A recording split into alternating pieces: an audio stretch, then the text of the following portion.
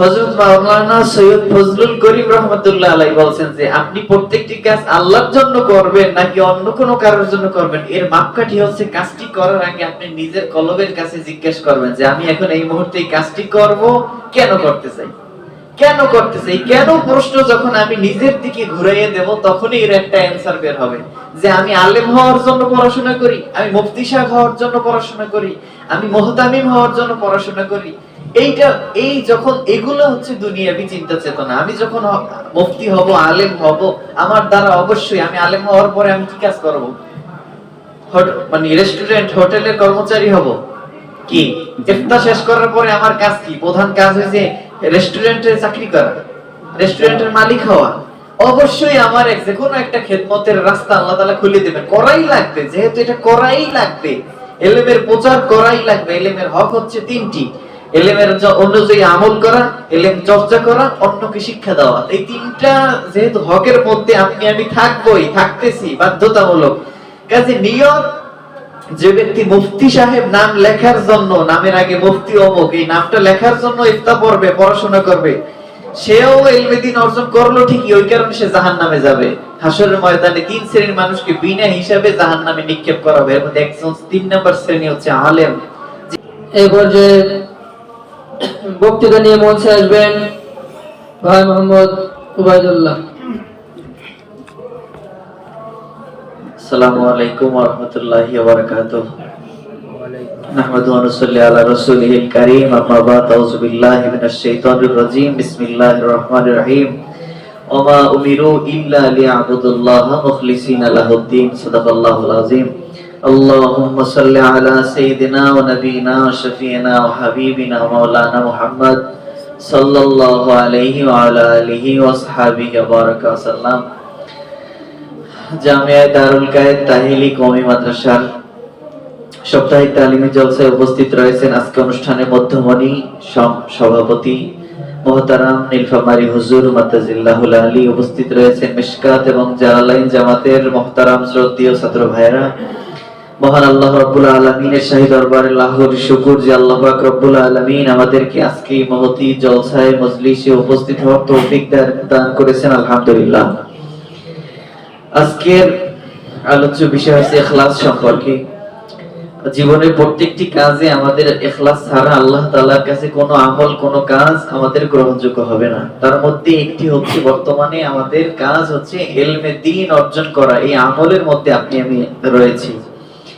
রাসূল পাক সাল্লাল্লাহু আলাইহি সাল্লাম বলেছেন, কিয়ামতের ময়দানে অর্থাৎ আরশের নিচে 7 শ্রেণীর মানুষ আরশের নিচে ছায়া পাবে। এর মধ্যে ওই যুবক, যেই যুবক তার যৌবন কালটা ইবাদতের মধ্যে কাটিয়েছে। আর সেই যুবকদের মধ্যে আমরাও শামিল, বলেন আলহামদুলিল্লাহ। সেটা কিভাবে? যে আমাদের এখন যৌবন কাল, এই মুহূর্তটা আমরা ইলমে দ্বীন অর্জনের জন্য রয়েছি, এই কাজে আমাদের জীবনকে উৎসর্গ করছি। এই মুহূর্তে আপনার এলাকার দিকে তাকান, আপনার সমবয়সী কত বন্ধু বান্ধব, আত্মীয় স্বজন, অনেক পরিচিত যুবক ভাইয়েরা বিভিন্ন গুনাহে লিপ্ত। সে মুহূর্তে আল্লাহ পাক রব্বুল আলামিন আপনাকে ইলমে দ্বীন অর্জন করার কাজে নিয়োজিত রেখেছেন, বলেন আলহামদুলিল্লাহ। তা আমরা আশা করি সেই 7 শ্রেণীর মানুষদের মধ্যে আমরাও শামিল হব কিয়ামতের ময়দানে, যদি মাত্র একটা শর্ত, সেটা হচ্ছে ওমা উমিরু ইল্লা লিয়াবুদুল্লাহ মুখলিসিনা লাহুদ-দ্বীন। যে আপনি এবং আমি প্রত্যেকটি কাজ দ্বীনের জন্য হোক, ইখলাসের সহিত যদি হয়, শুধুমাত্র আল্লাহর জন্য। এখন আল্লাহর জন্য আর গায়রুল্লাহর জন্য, এটা আমরা মাপকাঠি কি?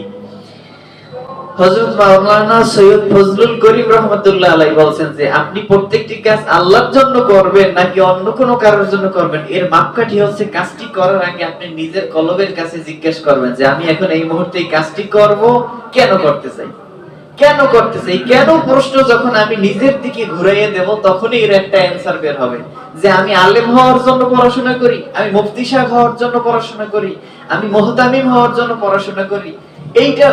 যখন এগুলো হচ্ছে দুনিয়াবি চিন্তা চেতনা। আমি যখন মুফতি হব, আলেম হব, আমার দ্বারা অবশ্যই আমি আলেম হওয়ার পরে আমি কি কাজ করব?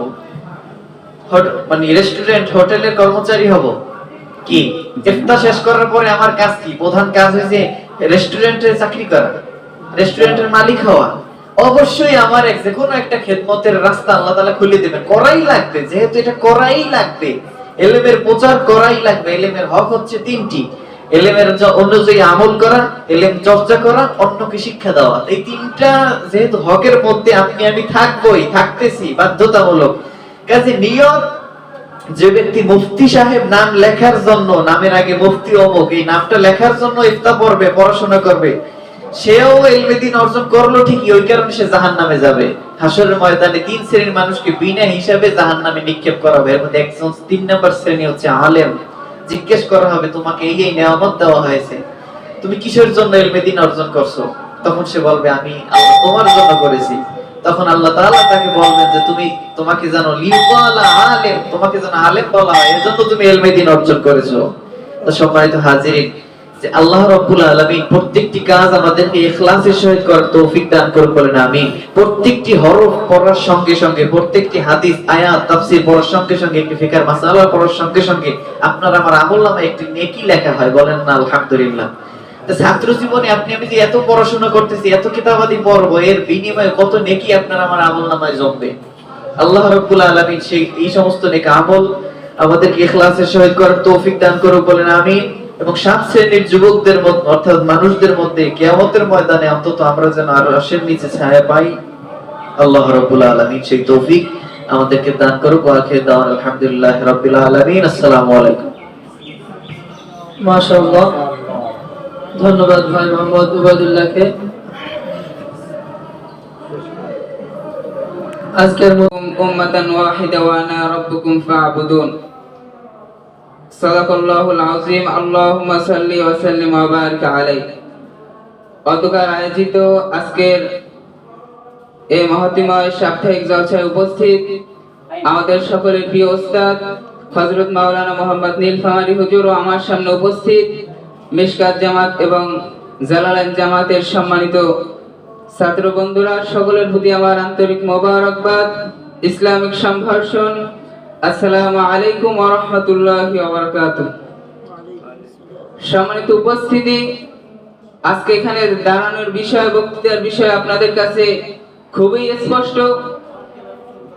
হযরত কাশেফ মুজাদ্দিদ মিল্লাত হযরত কাশেফ হুজুর রাহমাতুল্লাহি আলাইহির অন্যতম একটি দর্শন ইত্তিহাদ মাল ইখতিলাফ, মতানৈক্য সহ ঐক্য। প্রিয় উপস্থিতি, আপনি আমি যদি পবিত্র কুরআনের দিকে তাকাই, আল্লাহ পাক রব্বুল আলামিন সূরা আম্বিয়ার মধ্যে আল্লাহ পাক রব্বুল আলামিন বলতেছেন যে ইন্না হাযিহি উম্মাতুকুম উম্মাতান ওয়াহিদা ওয়া আনা রাব্বুকুম ফা'বুদুন, যে তোমরা নিশ্চয়ই তোমরা এক উম্মত, অতএব তোমরা আমি আল্লাহ পাক রব্বুল আলামিনের ইবাদত করো। এমনি ভাবে আপনি আমি যদি তাকাই সূরা মুমিনুনের দিকে, আল্লাহ পাক রব্বুল আলামিন বলতেছেন ইন্না হাযিহি উম্মাতুকুম উম্মাতান ওয়াহিদা ওয়া আনা রাব্বুকুম ফাত্তাকুন, যে তোমরা নিশ্চয়ই এক উম্মত, অতএব আমি আল্লাহ পাক রব্বুল আলামিনকে তোমরা ভয় করো। প্রিয় উপস্থিতি, শুধু তাই নয়, আল্লাহ পাক রব্বুল আলামিন সূরা ইমরানের মধ্যে বলতেছেন যে ওয়াতাসিমু বিহাবলিল্লাহি জামিআ ওয়া লা তাফাররাকু, যে তোমরা ঐক্যবদ্ধ হয়ে থাকো এবং তোমরা ঐক্যবদ্ধ হয়ে থাকো, তোমরা ঐক্যবদ্ধ হয়ে আল্লাহ পাকের রশিকে আঁকড়ে ধরো, তোমরা বিচ্ছিন্ন হয় না। প্রিয় উপস্থিতি, এজন্য আপনি আমি শুধু তাই নয়, আপনি আমি যদি সুন্নাত নববীর দিকে তাকাই, তখন আপনি আমি দেখতে পারি আল্লাহ পাক রব্বুল আলামিনের কাছে মুসনাদ আহমদের মধ্যে এসেছে, আল্লাহ পাকের কাছে 3টি বিষয় হচ্ছে অধিক প্রিয় পছন্দের। এর মধ্যে একটি হচ্ছে যে আনতা আবুদুহু ওয়া লা তুশরিকু বিহি শাইআ, আমরা আল্লাহ পাক রব্বুল আলামিনের ইবাদত করব, তার সাথে কাউকে শরীক করব না। 2 নাম্বার বিষয় হচ্ছে যে আনতা তাসিমু বিল্লাহি ওয়া আনতা তাসিমু বিহাবলিল্লাহি জামিআ, আল্লাহর রশিকে ঐক্যবদ্ধ হয়ে ধরার।